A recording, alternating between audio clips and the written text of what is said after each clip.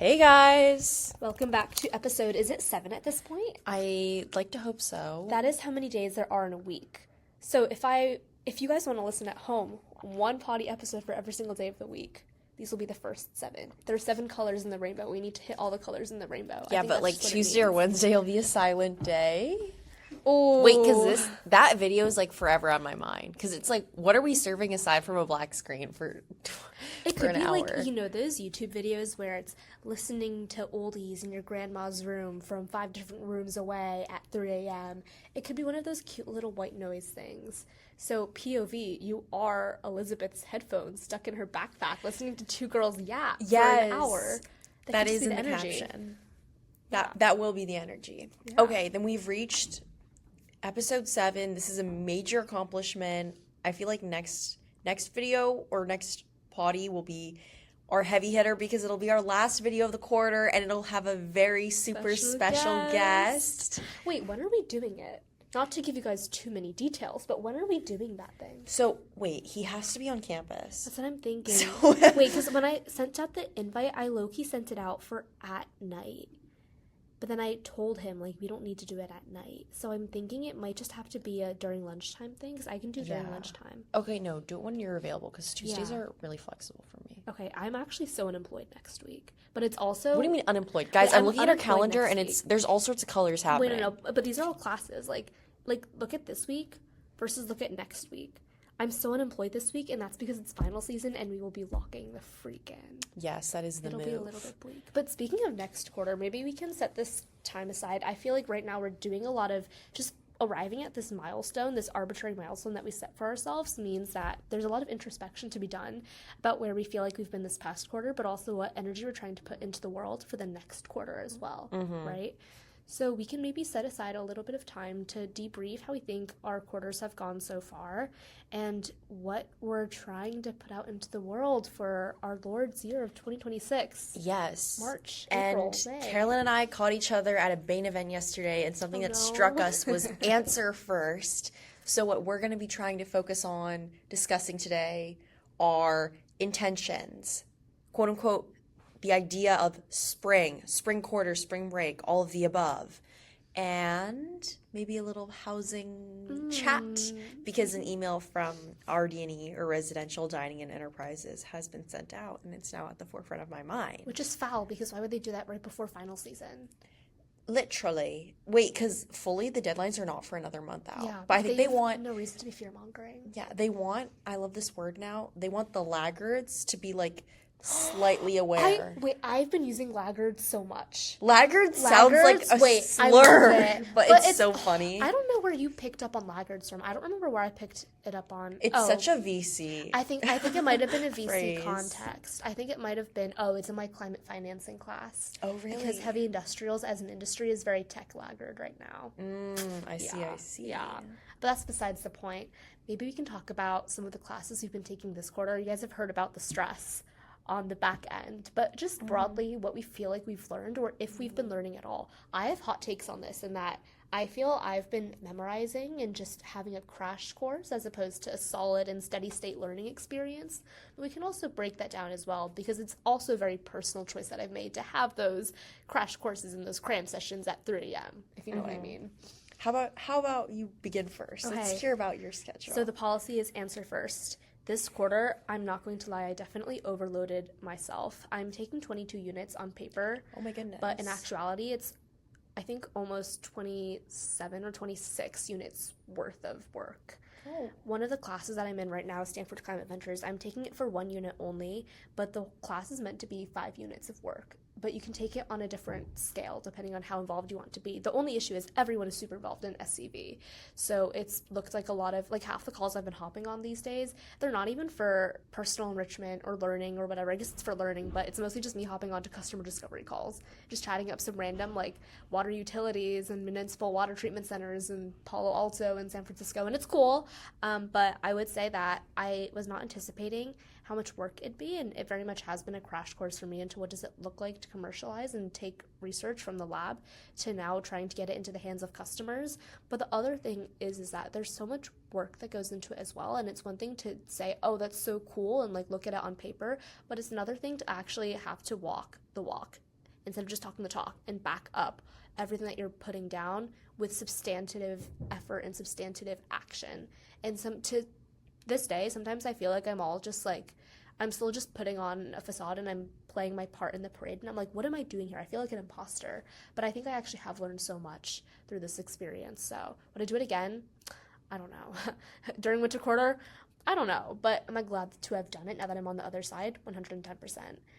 But for some of my other classes, math, econ, data science, I feel like I haven't really learned anything super substantive. Maybe in data science I have, because I have worked a lot with Python and machine learning and broadly data science before, but I've never really understood the theory behind it. So this concept of, why am I using the model that I'm using? What does it mean to, write proper code and have good documentation and produce good graphics for people? I think that all kind of goes into how I think about data science, and it's hopefully pointed me towards a major in data science as well. And I've also found that I really like the data science community, so that is helpful. But in terms of math and econ, those are just like cramming sessions. I fade all of the lectures.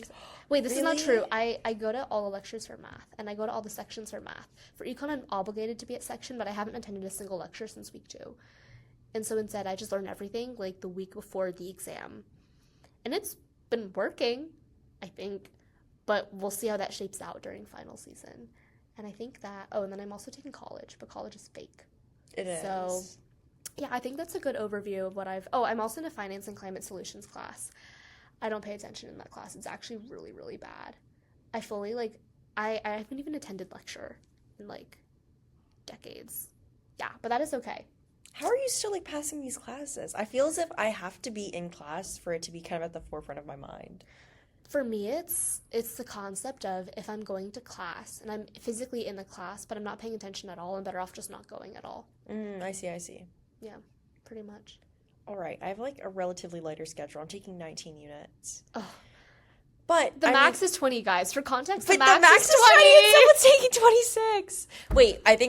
I don't know. I'm feeling a lot better with my schedule after hearing what Carolyn's going through. But I'm taking math, econ, CS, and college as well. So I feel like we've lined up. CS at the same time? But I'm taking CS 106A, so we're chilling. But still, girl. No, I haven't gone to a single lecture. Oh. We're good.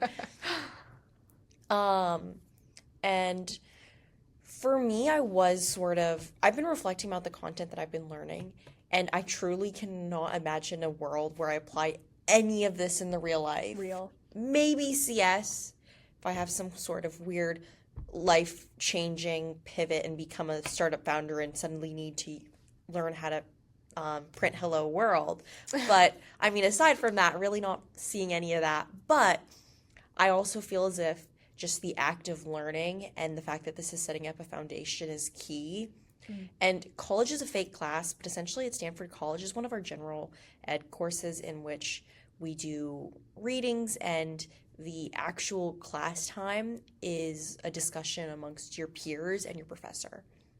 And I actually found that the reading we did this week was really inspiring. I think it's so easy to forget that we're in such an amazing institution, and just the act of being able to experience and learn so many drastically different disciplines is such a gift and a blessing that many parts of the world, and even historically, we are in the top 0.0000001%, because the amount of information at our fingertips is just unimaginable. And so I've really been kind of liking that I have this variety, and using kind of these thoughts as I design my course schedule for next quarter. Maybe let's talk about that too.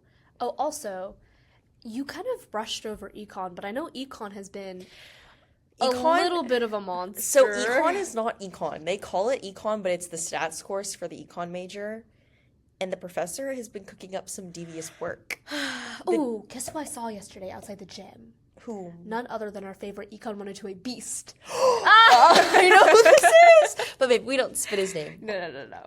Yeah. Okay. Yeah. I deadass approached him and I was like, I heard about Econ 102A and the fact that you think it's light. And he's like, yeah. And that was about it. But he's so chill about it. Wait, I don't know about the test. The actual content, fine, guys.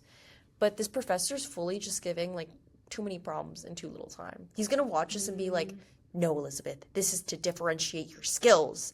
But I don't care. I know how to solve these questions. I just can't do it fast enough. So what I'm hearing is you should be sending this potty to your Econ 102A professor, like, right now. No, that would be an immediate flunk. Oh my goodness. I feel like Wait, the amount of times Econ 102A trauma has just surfaced in our conversations, I feel like 10 years down the line, we're going to be like, remember that one time when we really needed to unpack the trauma from Econ 102A? But I love that I'm not going to remember it. That is going to be the gift. Good. But that's also kind of scary because at Stanford, because we operate on the quarter system, we get to learn a lot. But the question is, are we really learning a lot if we're retaining none of the knowledge? I ideally hope it'll be like math, and you don't know exactly where all the content was sort of taught and how it was categorized as geometry or algebra 1 or algebra 2. But at the end of the day, you're still using it in the final process. Mm-hmm. Those are my headphones, actually. Okay, I was like, am I wearing my Apple Watch? No. But your headphones are also detached from the audio. They're off. I love it. Why did I not learn my lesson? It's fine. Know. It is what it is. But now that we've kind of debriefed the courses that we've taken this past winter and how generally we've been feeling about them, let's talk about how we're going to implement a lot of what we've learned, either about what we like to learn and what we don't like to learn in the spring. This is basically just a really long-winded way of asking, Elizabeth, what are you taking in the spring? So I've been chatting to a bunch of people, and it's been quite interesting. A lot of people have different philosophies of how they want to build out their schedule. And I'm someone who wants to front load the rigor because I imagine that I would want a lighter schedule sophomore year as I recruit. Mm-hmm. And I don't even know what the word is. It's maybe prepared, but it's anti-procrastinator. And so I really want to get the maybe most dreary, boring, unmotivating classes off my list first. And so what I'm doing is I'm managing my gen eds, my core courses for econ, because I know I've looked at the course registry and there's so many interesting courses once I just get beyond this wall, and I just want to get beyond it as soon as possible. And so that's been my motivating factor. And then simultaneously, I think I differentiate between courses with P-sets and without, and so I'm already going to be in 2 or 3 P-set courses that are going to be kind of quantitative, and I'm looking for something fun to maybe balance it out, or just something qualitative. So I might take in a writing course. I don't really know. We'll see. Elizabeth, answer first. What classes are you taking? Oh, I have to go word by word. Okay, yes. So I'm thinking Econ 102B, which is the follow-up to the course I'm talking about. Then Econ 50 or maybe 50Q. Are you taking 50 or 50Q? Because if you do it this quarter, I might honestly, or this upcoming quarter, I might just do it with you. Yes, do it I genuinely might just do it with you. Because it's necessary for your data science as well. Yeah, I have to take Econ 50 at some point, and I'd rather take it with a friend than do it all by myself. Totally. I was going to take it sophomore fall. Wouldn't that be horrible? I think it would be horrible, but you can, like, balance it out. Like, if you took lighter-ish courses with it, then it can't be Carolyn, horrible. he knows no such thing as a light course. I know, you don't. And so I'm not taking that. So those are 2 definite locks and very econ heavy. So initially I was going to take 52 with that. But I don't know where I'm standing. I noticed that because I'm taking kind of more challenging, more time-intensive courses this quarter, I've been slacking on sort of my extracurricular commitments, and this is not true. On that. No, Elizabeth has been at every event that I've been at. Yes, but that's for free food. Wait. No, because I'm a research assistant, and my professor's a little too lax, and he was like, just table it until you're ready. And it's like, I don't want to table. Like, I want to get working on this, but I also cannot, like, reasonably give the hours it deserves because I can't, like, once I start working on his work and I understand that there's no deadline for this, or there isn't really a hard deadline, immediate guilt sets in of, oh, I should be working on this P-set right now or something.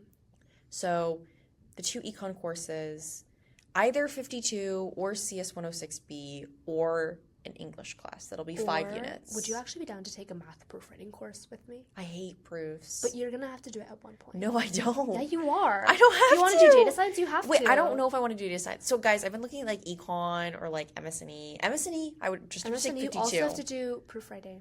No, you can take 52 and get out of it.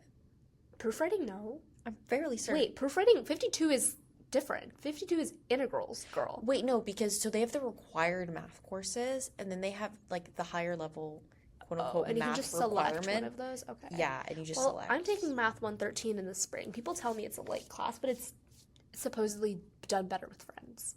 So whether it's Econ 50 or Math 113, we will be seeing each other very much. Okay, I love that. Because I was going to take this course called Data Science for Social Impact. But it is also made by schedule just disgustingly convoluted. And I think because of that, I might just take... Do you know when Econ 50 runs? Is it in the morning, night? Guys, they're pulling up on course, but it's 100% not at night. Or not at night, but like morning or afternoon. Because I have no lunch blocks right now the way that I think it's in the morning. Configured. It's at 10:30 to 11:50. Oh. I know. That's a weird slot, right? Wait, that is completely okay, though. I really hope I don't have power at the same time, because that would be a little bit tragic. Yeah. That would actually be very tragic. Okay, looking at my registry, I would be at... Oh, I also forgot I'm 100% taking this class called Simpsys 280. They give you free treehouse lunch every Monday. What is Simpsys 280? What class is that? It's just this seminar course. Oh, I totally would. Wait, you said what time does the class end? Econ 50? 11:50 a.m. 11:50? Okay, I might just do that then. And then I might just go to power late. You can't... You have to talk to your professor about this. Wait, that is totally okay. Because I don't have a class over here, right? And then I have stats. Okay, walk me through your course. What time does stats? What, 10:30? Oh my god, I can literally make that. I would just be front-loading my classes, but I think that'll be okay because I'm going to remove a class over here. Wait, how do you have so many classes? Like, I'm taking 20 units, but my course, like, this is also 20 units. I just have a lot of sections, but once I take out more sections, it'll look a lot less disgusting. Oh, I haven't registered for sections. And also, I feel like stats is so optional. Stats is so optional. It's so optional, like a lecture. Like, I don't really need to go. I might just drop the class. I don't know. We'll figure it out. Okay. But, oh, this looks good, though. Research seminar? Mm-hmm. What if I just came for the treehouse lunch? Yeah, but you have to, like, sit through it. Okay, I actually have power. I can't be doing that. No, yeah. Yeah, You're I can't fully... be doing that. No, you can't entertain these No, I really can't. ideas. But anyway, here's what I'm taking. Taking Stats 117, Introduction to Probability Theory. Taking Power. I'm taking Counterfactuals. I'm enrolled in this intrasem right now called Counterfactuals, the Science of What Ifs. But I am waitlisted for this intrasem called Conservation Photography, and I really want to take that.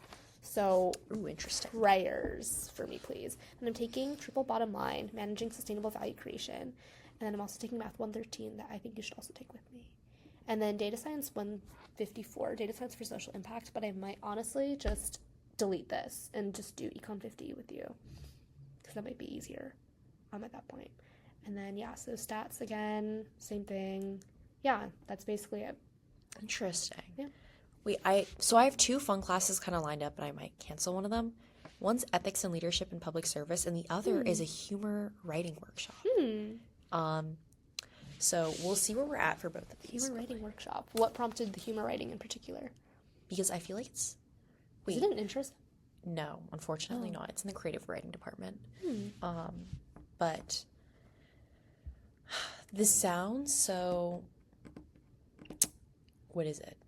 Social climber, but I would like to understand people better. And I think that humor is a really good way to look at people. And that's totally fine. There's nothing wrong with wanting to understand other human beings. Right? I really wanted to take Sociology 1, but they only offer that either in the fall or in the winter. So they just hate you and they want you to die. They literally hate me. Guys, there's actually 10 different courses in my catalog right now that I wanted to take this quarter, or really next quarter, that just do not get offered in the spring. And I think it's because a lot of maybe juniors or seniors are traveling abroad, or spring is kind of unanimously understood to be like a lighter quarter. And so maybe the course offerings are a bit slimmer. I don't know. They just heard what Elizabeth likes course-wise and decided to cancel and reschedule. No, thank you. That's really funny. Yeah. But I'm sure we'll figure it out somewhere down the line. Like, I really want to take, what was this? International Relations 123. You know what I think is really nice about spring quarter, though? It's the fact that I'm seeing so much of people's personalities come out more based on what classes they choose to take. Oh, what do my classes say about me? Oh my goodness. I hate my classes. It tells me that you front load all of your maybe, because I hate all this. Wait, but if English 90H fulfills way CE, I might do that too, because one of my other classes that I was taking, and also I'm a little bit neurotic with how I plan, but one of the classes, if I don't take the Bio 77N class, then I can just take English 90H. Wait, why are you taking 20 units every quarter? Are you trying to double up, or like? I am trying to double up. I'm trying to graduate in 3 years and maybe through a term in my 4. I see. But this is very, like, I survived. Look, my 26 unit quarter, I survived. So hopefully we can get there. Yeah. Whoa. I'd also love to just, like, pick up random minors. So hopefully sometime in the near future I can just take a really random class, which is why I'm thinking Bio 70N. But, should I email the professor and ask her to let me off the wait list? Yes. 100%. Honestly, yeah. I'm going to put that in my to-do list. That'll happen. Anyway, back to setting intentions. Wait, not even setting intentions. That might have to be another video. Because we have, like, 14 minutes left, and I would love to address spring break. Ooh. What's happening? She was giving whispers of Hawaii, but I don't really know what's happening. Okay, so Hawaii was faded, unfortunately. I had a feeling. Because the prices were outrageous. So now the plan is a couple of friends and I were going to go down to LA. So we're going to be on campus until the 21st. Actually, I have a friend who lives in SF and she'll also be on break. So I'm going to spend a lot of time with her. And then the goal is we fly into LA and we stay there for 3 days and we do all the fun LA things like hiking the Hollywood sign, eating a lot of good food, going to the beach. Someone's hitting up Erewhon. This is true. Well, I mean, my future husband in Erewhon, TBD. Please don't. It'll be some hippie raw milk man. Or just some super rich tech bro. No, the men. There's the binary. I don't know. It'll be the finance bros fishing for like LA girls. Like it's not the right. We'll figure it out. I really want to try the new smoothies, the Hailey Bieber smoothie or the whatever smoothie, someone's smoothie. I will be drinking. That sounds really wrong. Anyway, so that's LA, and then we're gonna go down to San Diego and just visit La Jolla and just spend a couple of cutie days there, and then we're gonna fly back up to SF. That's I love La Jolla. Okay, yeah. Go. But someone is going to the Pacific Northwest. Tell us about that, guys. I'm going to Seattle for the first couple days of break. We almost went to Seattle. Ooh. You're choosing good cities to go to. We almost went to Seattle, but then we were like, what are we going to do in Seattle? Well, yeah, Seattle's not cute unless you have like a friend there who's like going to set you up. My friend lives in Seattle. Oh, okay, then she's fully just a hater.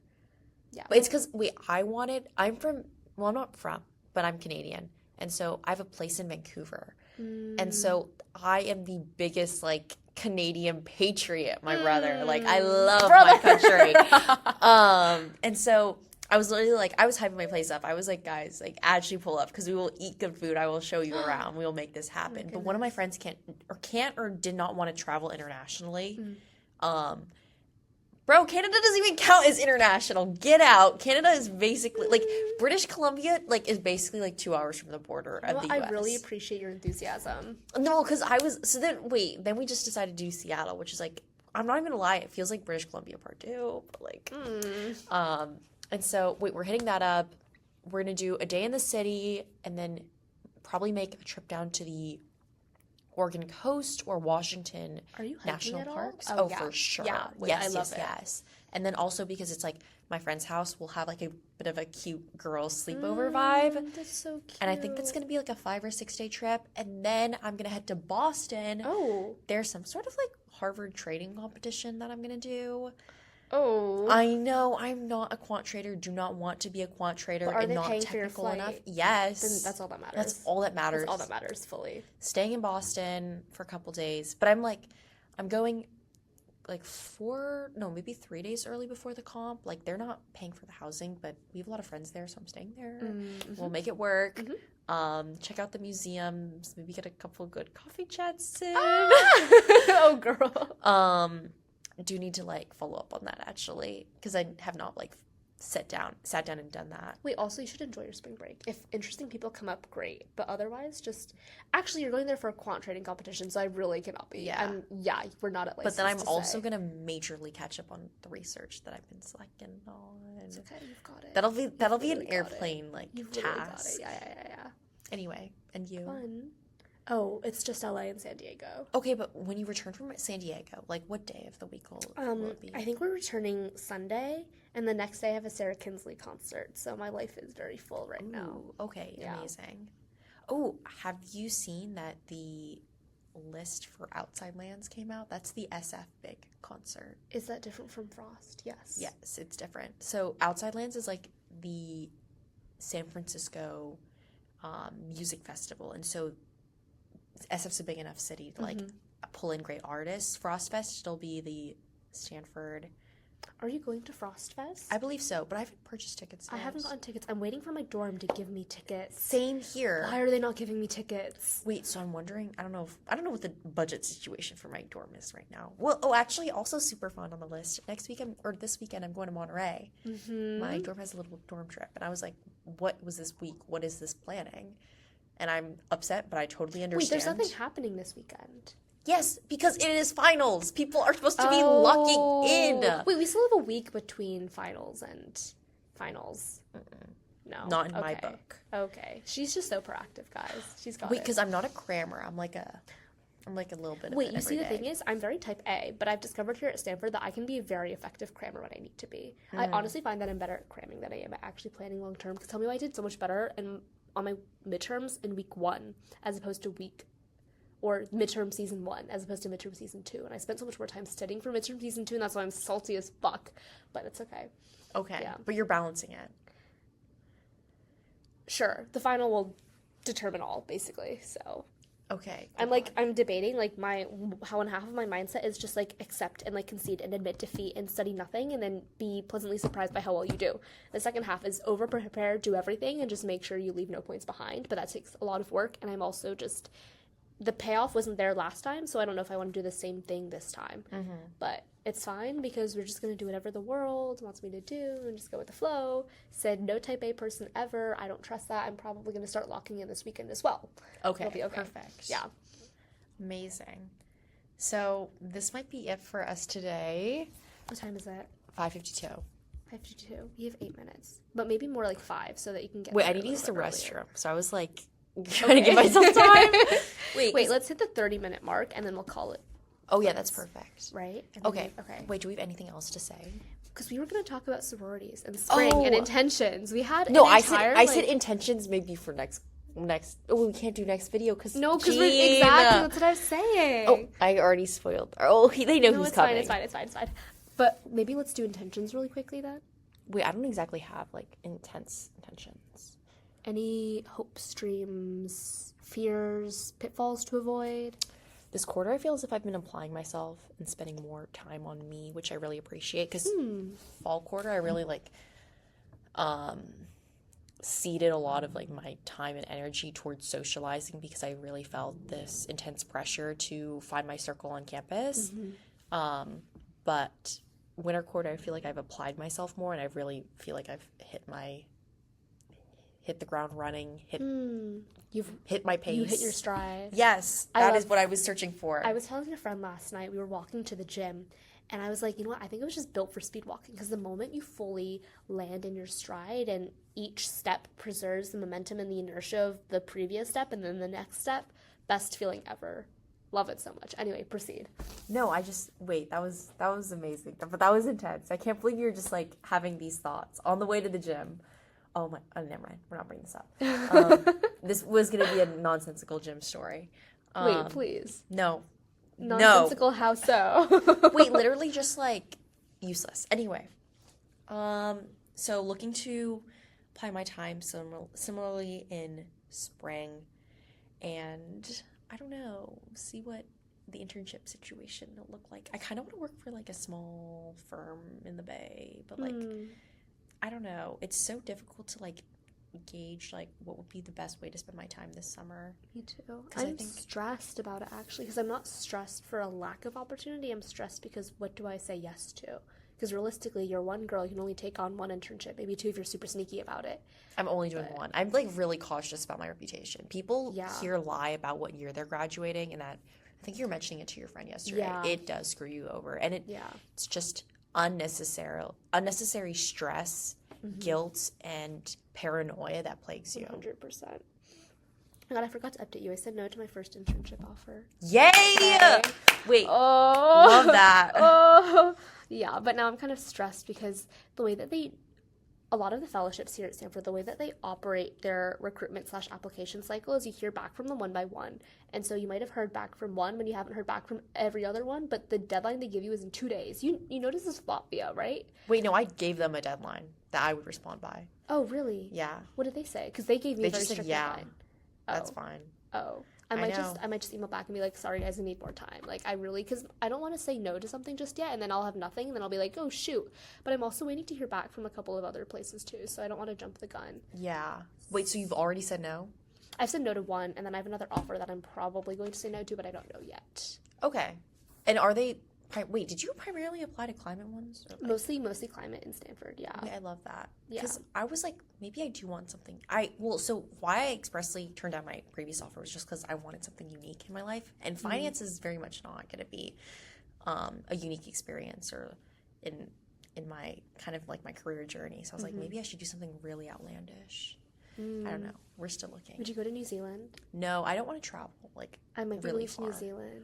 Whoa. But then I was like, the thing about New Zealand, it limits the optionality of what other things you can do. Because my thing is, like, if I'm in SF or New York, I'll just stack up my opportunities. I'll just, like, I'll do 2 internships. Like, one is maybe virtual/remote/ is based in New York, versus the other I can just commute into the office in New York.